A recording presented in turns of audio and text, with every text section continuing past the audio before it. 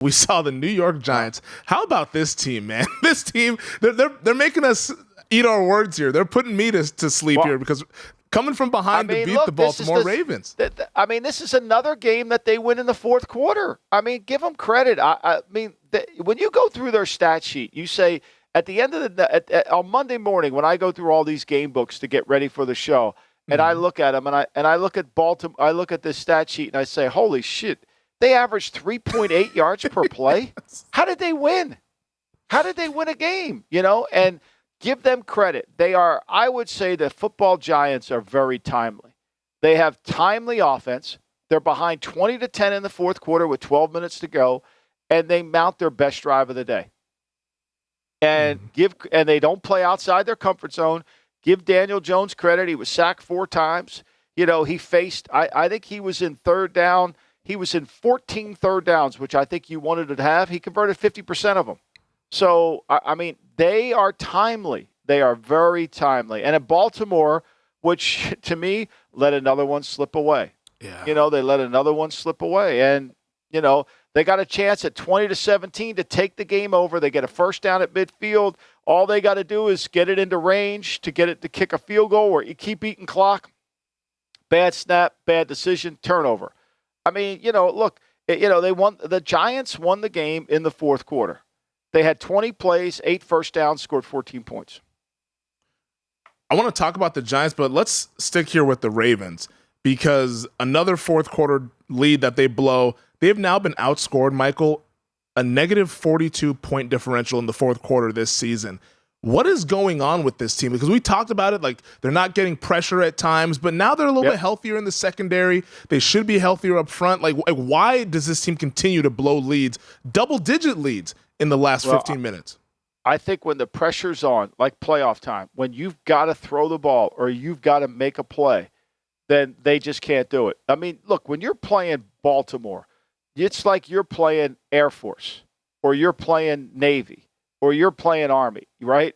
And so when the game's on the line, you have to be really good with your execution. And they haven't been. They have not been. They let this lead slip away. They're 1 for 3 in the red zone. They're 0 for 1 on goal to go. The whole thing about running this thing and the whole thing about playing the football Giants is you got to be able to make them try to play catch up. And they have. And so every time they answer you on a catch-up, you got to come back because you got to believe that there's no way they could put 2 drives together. They did. They proved us all wrong. And credit to them.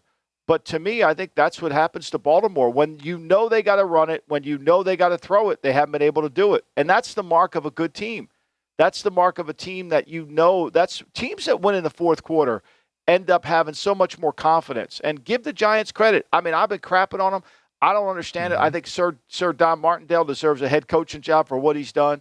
Seriously. What more does a guy have to do as an assistant coach to prove he doesn't deserve a head coaching job? He's experienced. He's been around great programs. He's won a Super Bowl. And he's keeping this team afloat. And Mike Kafka, the offensive coordinator, has done a remarkable job calling plays. And Daboll, who's Coach of the Year candidate certainly, has done a great job of not playing outside their comfort zone. Their coaching staff has been terrific. Brian Daboll plus 450 now to be Coach of the Year over at DraftKings, only behind Nick Sirianni as this Giants story continues to build. It proves the point. When I was at the Raiders and I went over to Cal and I sat down with a stat professor and I said, hey, help me understand, back in the 60s when Al was really dominating football, it was all about the players, right? It was all about the players. Who had better players? The schemes were pretty much the same. And as we morphed into this, what we are today, it's really become about the coaches. It's about players too. Don't get me wrong. It's a players league, but it's how we're coaching and managing the game. And I think there's certain value that you have to bring to the table. That's why I rank the coaching staffs after every game. You have to. And the New York Football Giants have done an incredible job. If you flip it, if Martindale's coaching the defense against Daniel Jones, what do you think that outcome's going to be? About 3 or 4 fumbles from Daniel Jones in the pocket, I think. He had one at the end of the half. Seriously, you can't minimize this coaching. You can't. And you can mess up on evaluating coaches, too. There's some coaches you got to scratch off your list. We'll get to that later. I thought it was a masterpiece from Sir Wink Martindale in the revenge spot going up against the Ravens. Get this, Michael, the stat. And he said he blitzed Lamar Jackson on 69.4% of his dropbacks. That is just Wink Martindale to a T right there. He stayed true to what he does, despite Lamar sometimes being really good against the blitz. If you break contain, then it can get real dangerous. But Wink Martindale, he didn't flinch. And this Giants team, while we mentioned the box score, 3.9 yards per play, do you think that this is sustainable? Like, are they able to continue this going forward? Because the schedule isn't very difficult for any of the NFC East teams, them included, sitting at 5-1. I mean, look, if they play this style, can they beat a really good offense? I doubt that. Could they beat Philly? No. But look, they gave up 411. I mean, it goes and proves the point. They gave up 421 yards yesterday, right? Yards don't matter. Yards don't matter. It's who makes the plays at the critical time. And who's timely? I mean, the Giants are timely. You know, they got behind against Green Bay. They were timely coming back. They got behind against the Baltimore Colts, Baltimore Ravens. They were timely coming back. I mean, they couldn't do it against the Cowboys, but for the most part, I mean, they've been able to be very timely with their offensive effectiveness, and you got to give them credit. I mean, I don't know. I mean, could they go down to Jacksonville this week and lose?